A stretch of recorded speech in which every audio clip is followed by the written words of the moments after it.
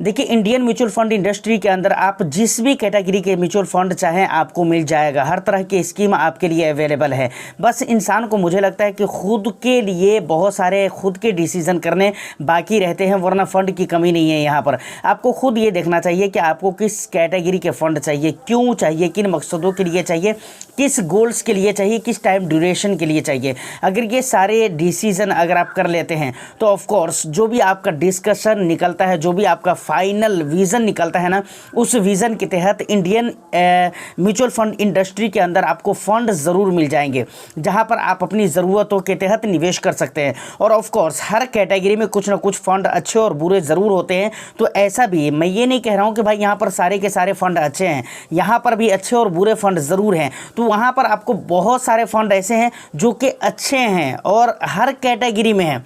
तो यहाँ पर बिल्कुल फिक्र करने की ज़रूरत नहीं है। ऐसे ही दो फंड के बारे में आज की इस वीडियो में मैं बात करने वाला हूँ, जो कि दोनों फ्लैक्सी कैप कैटेगरी से आते हैं और मार्केट के अंदर कुछ दिनों तक कुछ दिनों तक नहीं बल्कि आज भी उनका सिक्का मार्केट के अंदर चल ही रहा है और मुझे लगता है कि आने वाले सालों में भी चलेंगे ही चलेंगे। ऑफ कोर्स चलने वाले हैं। कौन सा फंड है उसके ऊपर हम डिटेल से बात ज़रूर करेंगे और आपको मैं वहाँ पर डिटेल से बताने वाला हूँ कि कौन सा फंड है, उनके रिटर्न्स क्या रहे हैं, रिस्क रिवॉर्ड की वजह से अच्छा कौन दिखता है, कहाँ पर इन्वेस्टमेंट करना ज़्यादा सेफेस्ट हो सकता है, रिटर्न्स कौन ज़्यादा दे रहा है। इन तमाम तर मुद्दों पर हम डिटेल से बात करेंगे। तो ऑफकोर्स वीडियो बहुत इंटरेस्टिंग होने वाली है।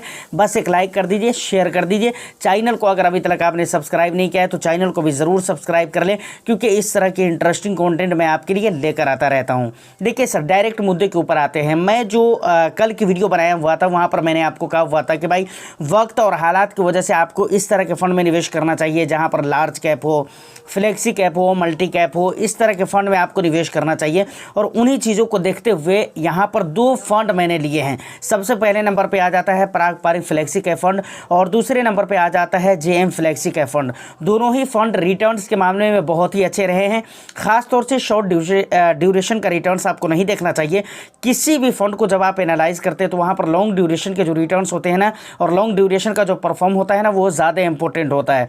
शॉर्ट ड्यूरेशन में क्या चल रहा है नहीं चल रहा है, इक्विटी के अंदर अगर शॉर्ट ड्यूरेशन को लेकर बात करते हैं तो वहाँ पर फिर वही वाली बात हो जाएगी कि लक के ऊपर फैसला किया जाएगा। तो लक को बिल्कुल देखना नहीं है, क्योंकि शॉर्ट ड्यूरेशन के लिए आप जा नहीं रहे और शॉर्ट ड्यूरेशन के लिए यहाँ पे आना भी नहीं है। तो लंबे समय में जो बेटर होना उसको हम बेटर मानेंगे, कहने का मतलब ये है। बाकी चीज़ें चलिए हम देख लेते हैं, उसके बाद फिर बातें करते हैं। फाइनली हम आ चुके हैं अपने मेन स्क्रीन के ऊपर। यहाँ पर सबसे पहले आप देख सकते हैं पारंपरिक फ्लेक्सी कैप, यहाँ पर आ जाता है जेएम फ्लेक्सी कैप। यकीनन दोनों ही फंड बहुत ही अच्छे रिटर्न्स दिए हैं, लेकिन और भी डिटेल्स में ज़रा इसको हम एनालाइज करने की कोशिश करते हैं कि भाई कितना बेस्ट रिटर्न्स दिया है। सबसे पहले अगर 5 स्टार की रेटिंग देखें तो दोनों को मिलते हुए नज़र आ रहे हैं कि दोनों ही फंड को 5 स्टार की रेटिंग है वैल्यू रिसर्च की तरफ से। उसके बाद अगर हम एज की बात करें तो यहाँ पर आप देख सकते हैं कि भाई पारंपरिक फ्लेक्सी कैप के 11 साल 11 महीने हो चुके हैं, जबकि जेएम की अगर बात की जाए तो 12 साल 3 महीने हो चुके हैं। मतलब पारंपरिक फ्लेक्सी कैप से पुराना fund JM flexi cap fund है। इस बात को ये बात यहाँ पर क्लियर हो जाता है। लेकिन फ़ंड साइज़ देखेंगे तो ज़मीन आसमान का फ़र्क नज़र आ रहा है यहाँ पर, क्योंकि पारंपरिक के अगर देखेंगे फ़ंड साइज़ तो 93,441 करोड़ के फ़ंड साइज़ देखने को मिल जाते हैं, जबकि अगर जेएम के फ़ंड साइज़ देखेंगे तो 5,263 करोड़ के फ़ंड साइज़ देखने को मिल जाते हैं। तो ये फ़र्क है और कितना बड़ा फ़र्क है ये आप देख सकते हैं, जो आपकी नज़रों के सामने है। इसमें कहने और समझाने वाली कोई बहुत ज़्यादा ख़ास बात है नहीं कि मैं आपको बताऊं, है ना। उसके बाद आते हैं ज़रा मेन पॉइंट। रिटर्न्स की अगर बात की जाए तो यहाँ पर आप देख सकते हैं पिछले 3 महीने का रिटर्न्स यहाँ पर शो हो रहा है। सबसे पहले अगर पारंपरिक फ्लेक्सी कैप फंड के रिटर्न्स देखेंगे पिछले 3 मंथ में तो 2.37% के रहे हैं, जबकि अगर जेएम के देखेंगे तो 0.27 रहे हैं ओनली। उसके बाद पिछले 6 मंथ में जेएम के अंदर 8% की गिरावट है, जबकि पिछले 6 मंथ में पारंपरिक फ्लेक्सी कैप के अंडर 1.13% के रिटर्न शो हो रहे हैं। पिछले 1 ईयर में अगर देखा जाए तो 12% का रिटर्न्स दिया है। 13% आप मान सकते हैं, क्योंकि 12.91 है तो इसको आप 13% मान सकते हैं, लेकिन ठीक है कोई दिक्कत नहीं है, अब 12% ही मानिए। उसके बाद पिछले 1 ईयर में अगर जेएम का रिटर्न्स देखेंगे तो सिर्फ 3% या 4% के मान सकते हैं इसको आप। पिछले 3 ईयर्स का रिटर्न्स देखेंगे तो पराग पारिक के 20% के रिटर्न्स रहे हैं, जबकि जेएम के 24% के रिटर्न्स रहे हैं। ये एक अच्छी बात है पिछले 3 ईयर्स में।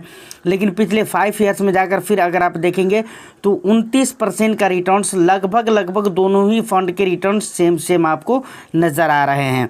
तो इस कंडीशन में भी मुझे लगता है कि भाई पराग पारिक फ्लेक्सी कैप जो फंड है ना, वो ही ज़्यादा बेटर है और उसको ही हम ज़्यादा बेटर कहेंगे, क्योंकि उसके कई सारे रीज़न हैं, इसलिए मैं उसको बेटर कह रहा हूँ।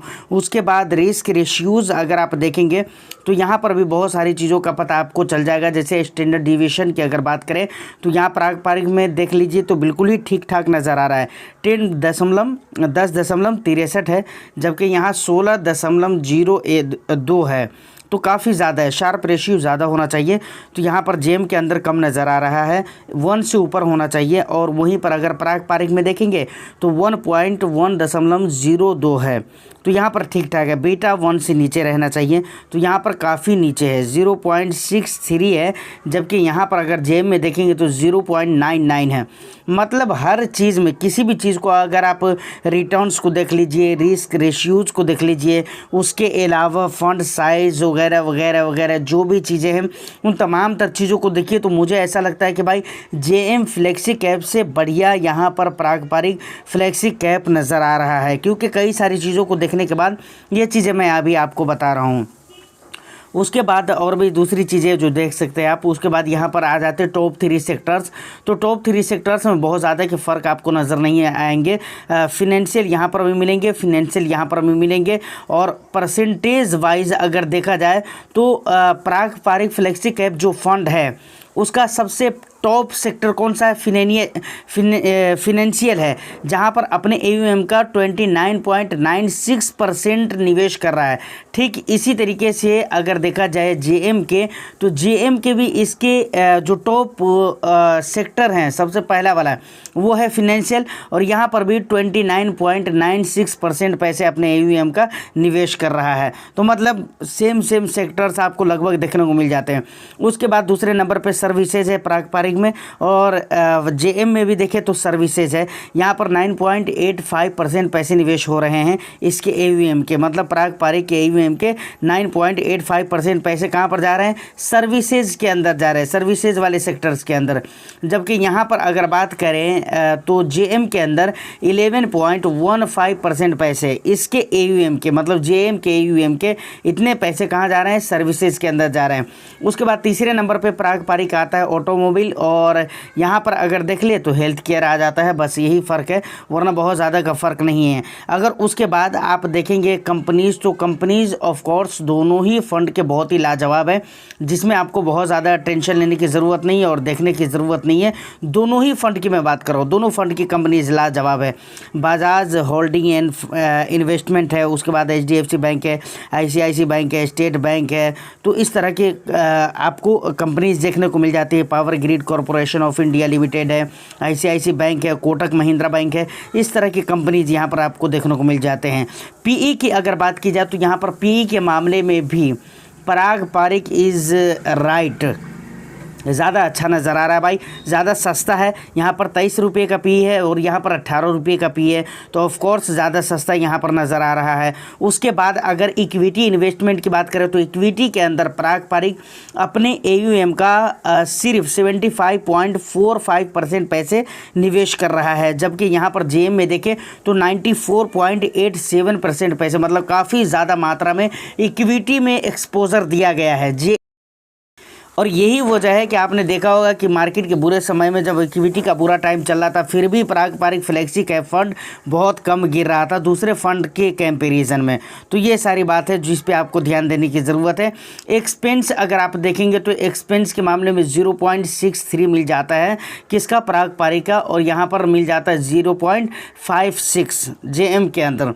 तो जेएम के अंदर एक्सपेंस ऑफ कोर्स कम ज़रूर है, लेकिन और भी बहुत सारी चीज़ों को आपको नज़र में रखना पड़ेगा। एग्जिट लोड यहाँ पर काफ़ी ज़्यादा है, जबकि यहाँ पर कम है। उसके बाद बेंच मार्क की अगर बात की जाए तो बेंच मार्क यहाँ पर देखने को मिल जाता है निफ्टी 500 TRI, यानी पराग पारिक के। वहीं पर अगर जेएम के देखें तो BSE 500 TRI देखने को मिल जाते हैं।